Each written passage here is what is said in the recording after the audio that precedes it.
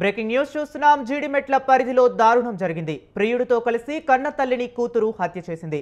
ప్రేమ వ్యవహారంలో మందలించిందన్న కోపంతో తన ప్రియుడు శివ, తమ్ముడు యశ్వంత్తో కలిసి కూతురు తేజశ్రీ కన్న తల్లిపై కిరాతకానికి పాల్పడింది.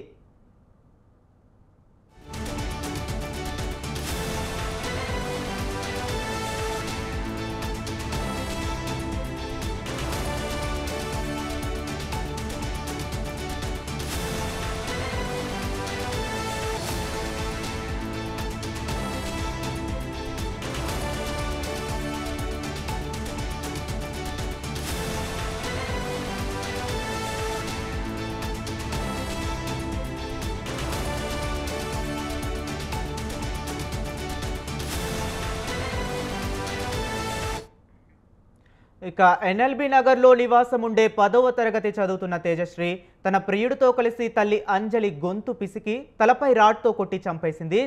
జీడిమెట్ల పోలీసులు కేసు నమోదు చేసి దర్యాప్తు చేపట్టారు. ఇక ఇదే అంశం గురించి మరింత సమాచారాన్ని మా కరెస్పాండెంట్ ఉషా ఫోన్ లైన్లో అందిస్తారు.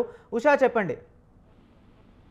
జీడిమెట్ల పోలీస్ స్టేషన్ పరిధిలో అర్ధరాత్రి దారుణం చోటు చేసుకునింది. తల్లిని ఏదైతే తన కుమార్తె గొంతు నిర్మి చంపేసిన ఘటన అయితే ఆ స్థానికంగా ఉన్నటువంటి ఎన్ఎల్బీ నగర్ లో నివాసం ఉండేటటువంటి ప్రతి ఒక్కరిని కూడా కలిసివేసింది. ప్రస్తుతం అంజలి 39 ఏళ్ల అంజలి తన ప్రియుడితో కలిసి గొంతు నిలిమి తలపై కొట్టి హత్య చేసింది కూతురు తేజశ్రీ. తల్లి అంజలి ప్రేమ వ్యవహారంతో ఇంట్లో తెలిసి మందలించినందుకు కోపంతో ప్రియుడు పగిరి శివ, అలాగే ప్రియుడు సోదరుడు ఎవరైతే ఉన్నారో యశ్వంత్, ఇద్దరు కలిసి ముగ్గురు కలిసి హత్య చేసినట్టుగా అయితే ప్రాథమికంగా పోలీసులు అయితే నిర్ధారణ చేశారు.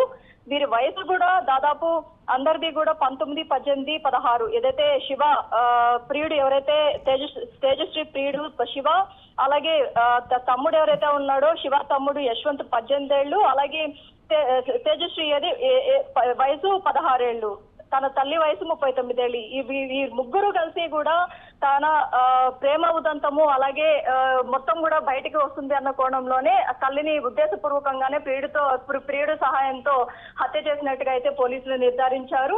మొత్తం మీద కేసు నమోదు చేసుకున్నటువంటి జీడిమెట్ల పోలీసులు ఈ కేసుకి సంబంధించి ఏదైతే నిందితురాలు ఎవరైతే ఉన్నారో నిందితురాలికి సహకరించినటువంటి ఇద్దరు, అలాగే నిందితురాలు ముగ్గురిని కూడా అరెస్ట్ చేసి రిమాండ్ కి తరలించే ప్రయత్నం అయితే చేస్తున్నారు. ప్రస్తుతం ఇటీవల కాలంలో మనం చూసుకున్నట్టయితే ఇలాంటి ఉదంతాలు, అక్రమ సంబంధాలు కావచ్చు, అలాగే వివాహేతర సంబంధాలు కావచ్చు, ప్రతి ఒక్కటి కూడా క్షణికావేశంతో ప్రాణం తీసేంత స్థాయికి చేరుకుంటున్నాయి. వరుసగా ఏదైతే రోజులో ఏదో ఒక ఘటన, ఇలాంటి ఘటన పునరావృతం అవుతూనే ఉంది. ఈ చర్యలు ఏవైతే ఉన్నాయో, ఈ ఏదైతే హత్యలు చేసేటటువంటి ఉదంతాలు ఏవైతే ఉన్నాయో వీటికి సంబంధించి కూడా ఒక రివ్యూ వేయాల్సిందిగా కూడా పోలీసు శాఖకు కూడా కొన్ని ఏదైతే మానవ హక్కుల కమిషన్స్ కావచ్చు, పౌర హక్కుల కమిషన్స్ కావచ్చు, వీరందరూ కూడా చెప్తున్న సందర్భాలు కూడా మనం చూసుకోవచ్చు.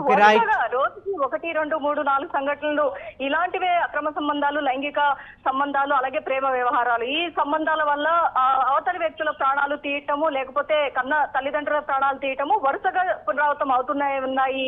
ప్రస్తుతం అయితే తేజశ్రీ, అతనికి సహకరించినటువంటి ఇద్దరు నిందితుల్ని కూడా ముగ్గురు కస్టడీలో తీసుకున్నారు పోలీసులు. Hari. Okay, right. Thank you Usha.